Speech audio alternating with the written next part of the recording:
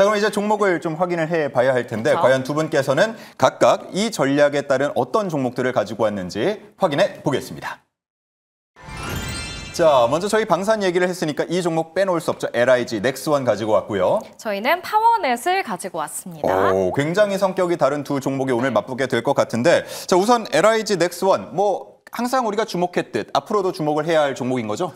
예, 제가 중동 모멘텀을 말씀드렸는데요. 중동 쪽 가장 큰 수출하고 있는 게 바로 LIG 넥스원입니다. 최근에 이제 2분기 실적이 실적 부진하다 보니까 최근에 좀 많이 하락을 했는데요. 그럼에도 불구하고 저는 다시 한번 반등을 할 것이다 라고 좀 보고 있습니다.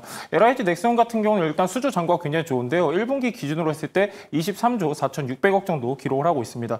LIG 넥스원 하면 우리가 방산 쪽은 알고 있는데 조금 더 디테일하게 보시면요. 정밀유도 무기 부분에서 50% 이상 매출이 발생을 하고 있습니다.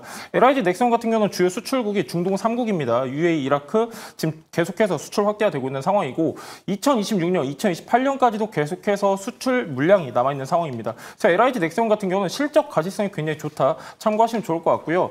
약간 부진한 기업 중에 하나가 이제 미국에 있는 고스트 로보틱스가 있습니다. LIG 넥스원이 이제 인수를 했는데 약간 아직까지 실적은 낮고 있습니다. 그럼에도 불구하고 미국 방산시장 진출 기대감이 남아있기 때문에 조금 더 여러분들이 긍정적으로 보셔도 좋을 것 같고요. 실적도 나쁘지가 않습니다. 지금 5년 연속 실적 고성장하고 있는데요. 내년, 내후년 계속해서 가파른 성장 지금 전망이 되고 있기 때문에 눌림목 구간에서는 여러분들이 분할 매수 관점 접근하셔도 좋을 것 같고요. 지금 이제 최근에 방산주 같은 경우는 전반적으로 우상향을 하고 있는데 LIG 넥스원 같은 경우는 아직까지 반등을 안 했습니다. 그래서 충분히 매수 메리트 있는 가격대다. 이것도 참고하시면 좋을 것 같습니다. 네, 자 이렇게 LIG 넥스원에 대한 투자 포인트들을 말씀을 드렸는데 이제 송길 매니저가 차트를 띄워줄 겁니다. 이 차트를 보면 아마 주윤 코치도 네. 괜찮은데? 혹할까요? 라는 생각이 들 수도 있어요. 자, 차트를 보면요.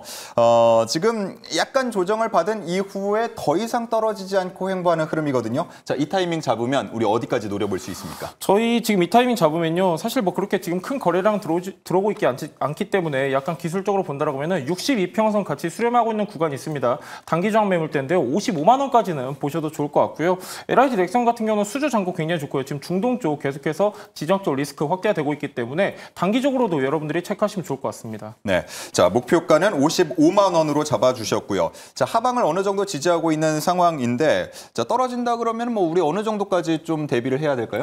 앞전에 이제 단기적 매물대 역할하면서 어느 정도 매물 소화했던 구간이 있습니다. 라운드 픽이죠. 40만 원입니다. 그래서 손절가는 40만 원 제시해드리도록 하겠습니다. 네, 사실 제가 봤을 때는 얼핏 봤을 때는 이 손절가는 큰 의미가 없다. 많이 지금 열어뒀다라고 볼 수가 있겠고요. 목표가 55만 원, 손절가 40만 원 참고를 해주시면 좋겠습니다. 네, 이어서 최영지 전문가의 종목도 들어볼 텐데요. 지난주에는 좀 안정적이고 큰 종목을 가지고 왔어요. 오늘 가져온 종목은 조금 다르잖아요. 어떤 종목이죠? 네, 일단 파워넷이라는 종목은 사실 시가총액이 1,000억 원도 안 됩니다. 네. 그만큼 또 변동성이 클 가능성이 높으니까요. 그런 부분들은 유의하시면서 참고하시면 좋을 것 같고요. 일단은 파워넷이 진행하고 있는 사업에 대해서 좀 설명을 하고 싶습니다. 전력 변환 장치 사업을 진행하는 업체인데 이게 뭐냐면은 전자기기에 활용이 되는 전기 공급 장치를 만드는 기업이라고 생각하시면 될 것 같습니다. 근데 파워넷이 저는 긍정적이라고 생각이 드는 게 실적 모멘텀이 있기 때문인데요. 상반기에 역대 최고 실적을 기록을 했습니다. 그러면서 매출액이 2,200억 원 기록하게 되면서 전년 대비 88%나 증가를 했고요. 영업이익의 경우 140억 원을 기록하면서 전년 대비 127%나 증가를 했습니다. 이런 부분에 있어서 하반기까지도 저는 실적 개선세가 이어질 거라고 보고 있거든요. 왜냐면 그동안에 전자기기 업황이 그다지 좋지 않은 상황에서 지금 경기가 회복 구간에 있잖아요.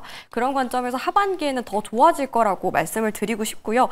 무엇보다도 기존에 진행을 했던 사업과 더불어서 신사업까지 골고루 개선이 됐습니다. 그런 부분들도 저는 긍정적이라고 바라보고 있고, 그리고 기존에 진행을 하고 있는 사업뿐만 아니라 배터리라던가 전력 반도체, EMS 사업까지 계속해서 신사업에 대한 기대감이 모멘텀으로 작용할 수 있다라고 보고 있습니다.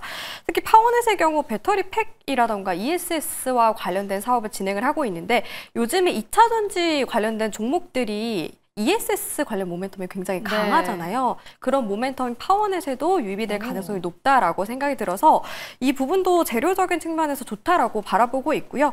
마지막으로 파워넷이 비전 2028을 공개를 했는데 이게 뭐냐면은 2028년까지 매출액을 5천억 원, 영업이익은 500억 원 달성을 목표로 제시를 했습니다. 그러면서 주주가치 제고에 대한 기대감도 커졌고요. 이뿐만이 아니라 제가 앞서 말씀드렸던 것처럼 지금 건설주라던가 철강주들 저가 매수세 유입이 되고 있잖아요. 그런 종목들이 대부분 저평가돼 있다는 특징을 갖고 있는데 파워넷 또한 PER이라던가 PBR 같은 경우 굉장히 저평가돼 있는 기업입니다. 그런 관점에서 지금 시장에 걸맞는 종목이라고 생각이 들어서 오늘 준비를 해왔습니다. 좋습니다. 파워넷을 가지고 오셨는데 지난 8월부터 꾸준하게 상승 추세를 타고 있어요. 지난 3일에는 장대 양봉을 세우기도 했고요. 상방을 어디까지 열어놔 볼까요? 네, 지금 관점에서 사실 위에 매물대가 그렇게 쌓여있지도 않습니다. 상방이 좀 열려있다라고 생각이 들어서 저는 일단 목표가로 3,800원을 제시를 해드리도록 하겠고요. 그 이후에도 저는 목표가를 상향할 자신도 있습니다. 그만큼 또 이 기업에 대한 좀 믿음이 있다라고 생각을 네. 하고 있고 그뿐만이 아니라 최근 동향을 보니까 대량 거래량이 5월달 말에 발생을 했더라고요. 그러면서 매물이 하단에 길게 쌓여 있습니다. 그만큼 강한 지지대 역할을 할 가능성이 높아서 지금 추세 계속 이어갈 거라고 생각을 하고 있고 손절가의 경우에는 아무래도 변동성이 큰 기업이기 때문에 조금 아래로 잡았습니다. 네. 2,600원을 제시를 해드리도록 하겠는데요. 워낙 좀 변동성이 크다는 부분을 제외한다면은 충분히 좀 대응 가능한 종목이라고 보고 있어서 시총이 좀 적다는 특징 기억하시면서 바라보시면 좋겠습니다. 네, 지난주와는 색깔이 사뭇 다르지만 파워넷 이름의 힘처럼 우리가 힘차게 밀고 나갈 수 있을지 기대를 해보셔도 좋을 것 네. 같습니다.